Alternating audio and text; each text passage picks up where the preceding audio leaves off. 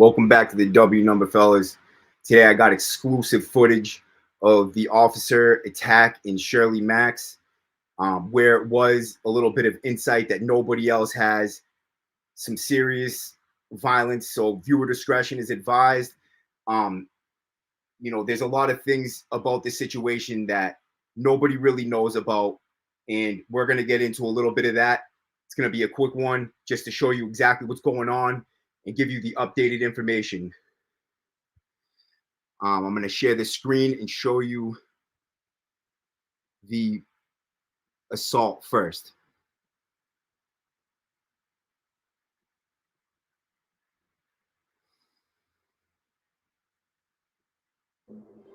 Nope, wrong one. Car, this isn't the way. Sorry, guys. Give me 1 second. Setting this up.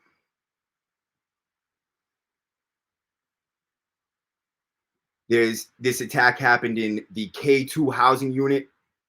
The inmates involved were of Black descent. And I will read you the report that was submitted with this as well.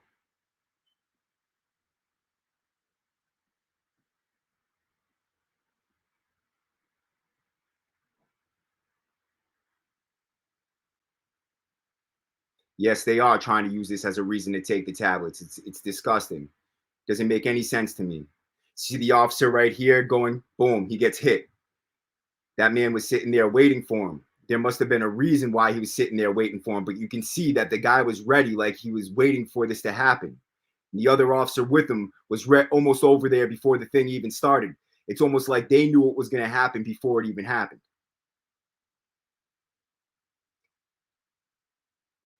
The situation keeps on going on and other people get involved as other officers come in. And you can see this is on the K2 housing unit. Those doors right there, they'll say K2, that's cell 17, cell 16, cell 15, and on and on. You think it's over now, but it doesn't end here. It starts to get a little bit uglier.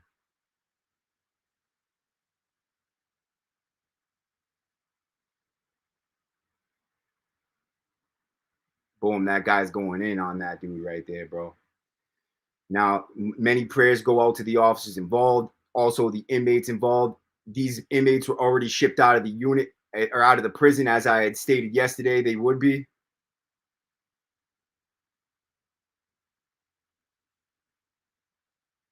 And I don't know if that's a CO there punching that inmate or if it's a cop still punching. I'm not sure. It's hard to tell from this angle. But the reason why they put this video out so quick is because their response was so quick. But it seems to me as if they knew this was going to happen. I know all the officers involved in this situation. That's a lieutenant looking, or that's a lieutenant looking up at the camera right there, as you've seen. The guy running in with the shield puts the shield down, obviously, because there's no reason to use it at this point. They're already subdued. One of them still seems like he's fighting a little bit.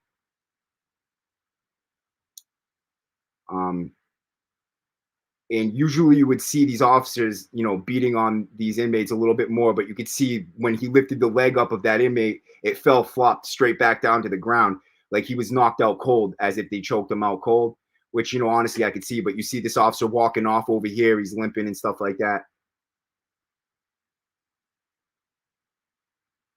Boom, that was the video right there. I will read you the report involved with this video.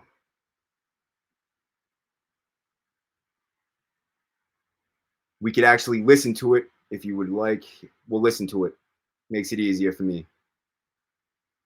Thanks for choosing to listen. We're converting your article. Okay, well, since they want to be slow about it. It says the prison inmate. Okay. Horrifying video emerges of Massachusetts prison inmates attacking correction officers. See video. Okay, well, we already saw the video. I'll just read it to you guys.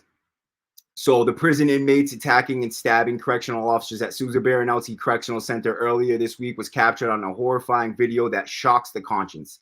They use that terminology because it is Eighth Amendment terminology of the Constitution, which is used in the court of law. One of the officers was stabbed 12 times in the stunning assault. The video from the maximum security prison shows a correction officer getting attacked from behind by an inmate who was seen waiting by a cell. That was cell 12. The inmate then takes several swings at, cell 12 or 13. The inmate takes several swings at the officer with an apparent shiv before they tumble to the ground.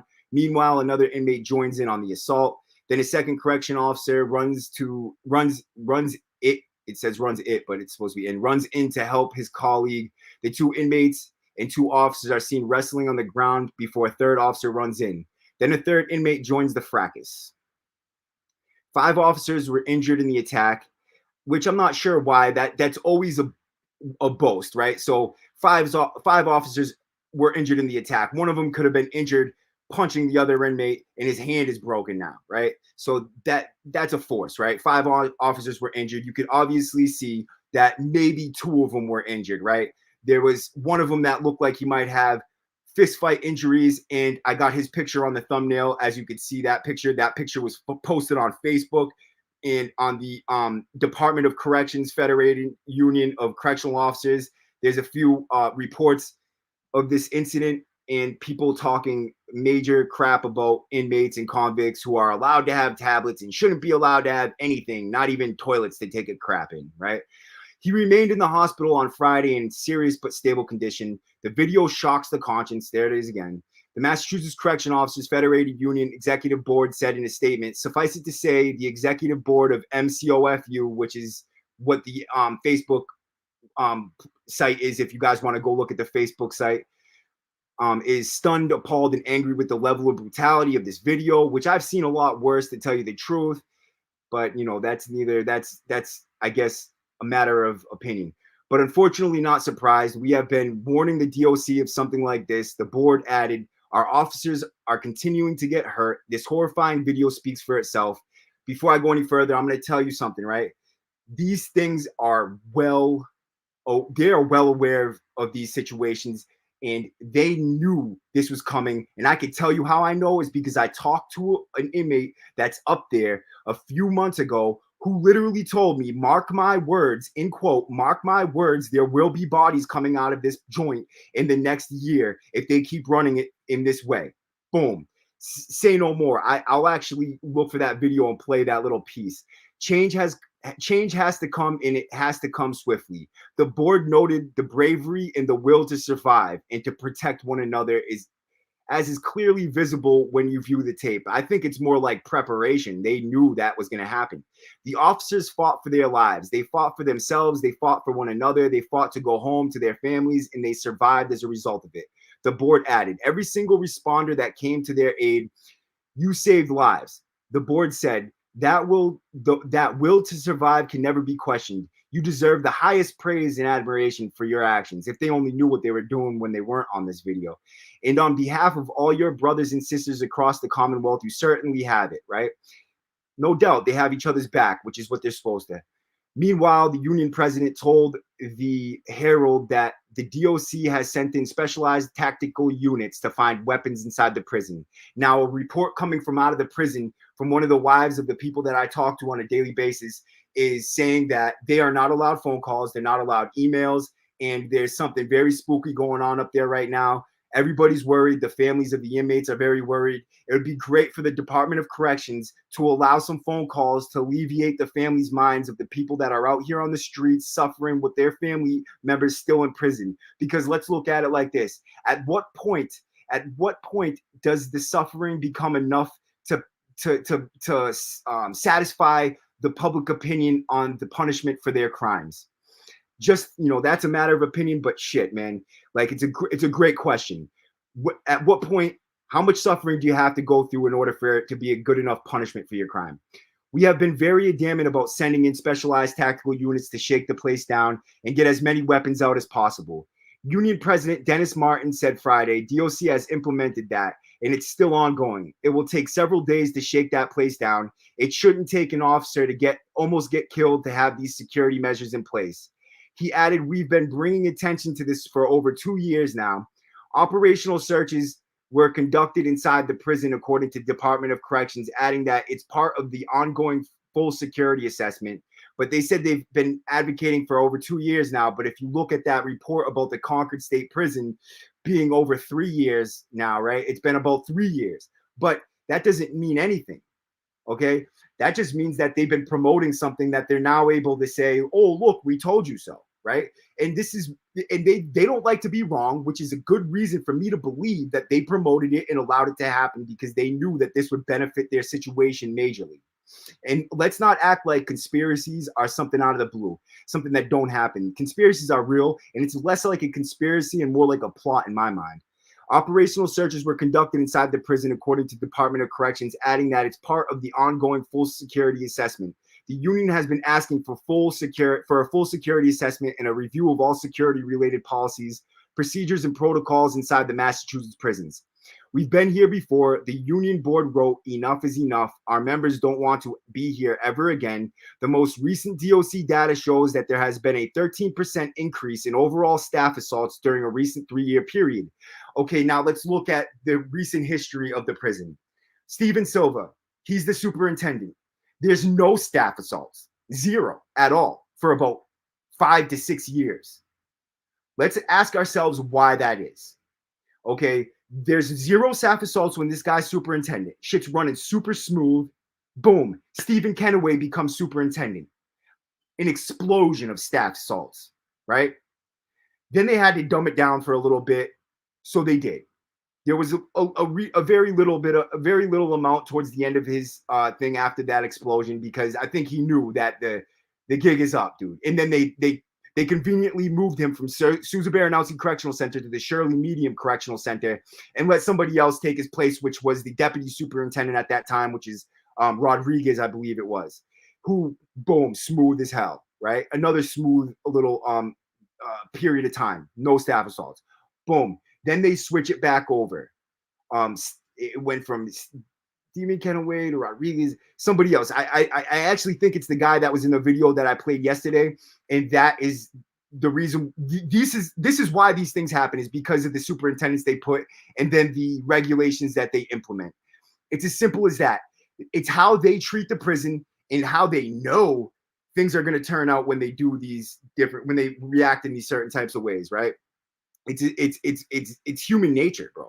You're gonna react the same way every time. Like they put these same rules and regulations in place when they want to see things go out of control, and that's exactly what happens. There were 260 reported assaults in 2023, a 13% jump from 230 assaults in 2021. Staff assaults at a maximum security facilities have gone up 17% from 149 assaults in 2021 to 175 assaults last year. Assaults have been definitely going up. Martin, that's the guy, that's the CO that I was telling you about, that's on the TAC team. Martin, who's now the superintendent of the facility. As it states here, so it says that yeah, Martin, so he's the superintendent. So we know there's been an uptick during that 3-year period of 2021, 2022, and 2023. DOC data shows a 42% drop in staff assaults with serious injuries. There were 12 reported serious assaults in 2021 compared to 7 serious assaults last year. Assaults by throwing a substance declined by 35%, from 60 assaults in 2021 to 39 assaults last year. The most recent data shows that there are more than 64% of all assaults occurred in maximum security facilities. Well, that's the recent data that it showed. That's the most recent article that they put in the Boston Herald that they put up today. I can't imagine that things are going smoothly up there right now. They got people locked in their cells, not able to make phone calls, not able to, send emails out to their families, nothing, right? So these guys are not having a good time. And you got to think that all those guys that are still locked in their cells didn't do a fucking thing, right? And you could see there was people up on the top tier. There was people all around that could have got involved if they wanted to get involved, but they didn't. There's got to be a good reason for that, right? So these dudes, they hooked off on a CO, and apparently that dude was very ready for it. So it doesn't add up, bro, right? But I'm gonna drop more as I get more information. I appreciate everybody showing up today, and I wanna send a shout out to everybody's in the chat. Steve Kennedy, okay, and just everybody who showed love today, man. I appreciate everybody showing up, and I gotta go do a music video tonight. with my boy Mort Beasy. So I'm gonna play a little song. But actually, you know what? I gotta get going, bro. But I really love everybody who showed up, and I'm sorry I'm in such a rush. I just wanted to get this video out there real quick, and I gotta go do something real important tonight. So I love all y'all. Have a good night.